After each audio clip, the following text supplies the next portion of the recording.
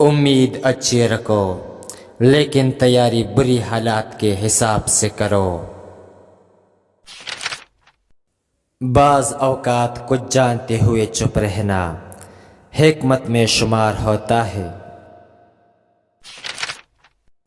لوہے کا کلہاڑا لکڑی کے جنگل سے ایک چھلکا تک نہیں اتار سکتا جب تک اس کے ساتھ خود لکڑی کا دستہ شامل نہ ہو۔ ہم بچپن میں کہتے تھے کہ لڑائی لڑائی معاف کرو اور اللہ کا گھر صاف کرو۔ اب سمجھ آئی کہ اللہ کا گھر تو دل ہے۔ ہم ساری زندگی صرف مسجد سمجھتے رہے۔ اگر آپ لوگوں کے مشورے سے زندگی گزاریں گے تو یقین مانے بہت جلدی گزر جائے گے۔ آپ کے تمام خواب سچ ہو سکتے ہیں اگر آپ ان کا پیچھا کرنے کی ہمت رکھتے ہیں۔ سننے والا ہمیشہ خوش رہتا ہے اور بولنے والا آدمی ہر وقت ناخوش ہوتا ہے۔ لوگوں کے نتائج پر توجہ دے، ان کے ارادوں پر نہیں۔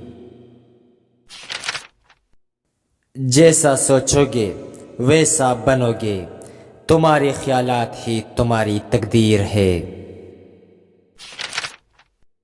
خود سے سچی زندگی گزارنے کا حوصلہ رکھے، نہ کہ وہ زندگی جس کی دوسرے آپ سے توقع رکھتے ہیں۔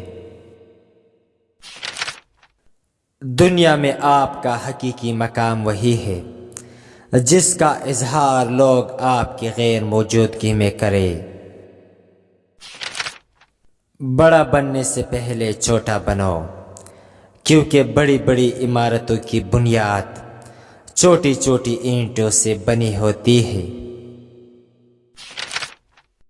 انسان کو اہمیت دیا کرے، پیسے کو نہیں، کیونکہ امیر کو غریب اور غریب کو امیر ہونے میں اتنا وقت نہیں لگتا۔ خواہشات کو جنون نہ بنائے، کیونکہ زندگی میں بہت کچھ ہمارے لیے نہیں ہوتا۔ دوست وہ ہے جو ظلم اور زیادتی کرنے سے منع کرے اور احسان اور نیکی کرنے پر معین اور مددگار ہو۔ اگر تم غلط کو غلط نہیں کہہ سکتے تو تم غلامی کے اعلیٰ ترین درجے پر ہو، اور اگر تم غلط کو غلط نہیں سمجھتے تو تم جہالت کے اعلیٰ ترین درجے پر ہو۔ دولت گھڑی خرید سکتی ہے مگر وقت نہیں، اور دولت قلم خرید سکتے ہیں مگر تحریر نہیں۔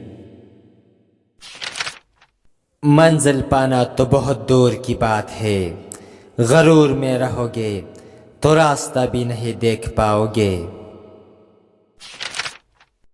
آپ کو لوگ ان 4 چیزوں کی وجہ سے اگنور کرتے ہیں۔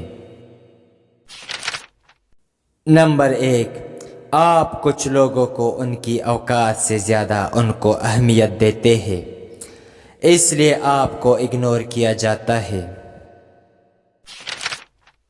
نمبر 2، ایک ہی بار بلانے پر آپ بھاگے چلے جاتے ہیں، جس سے آپ کی ویلیو کم ہوتی ہے۔ نمبر 3، آپ بہت زیادہ کھل کر بولتے ہیں، اس لیے آپ کو اگنور کیا جاتا ہے۔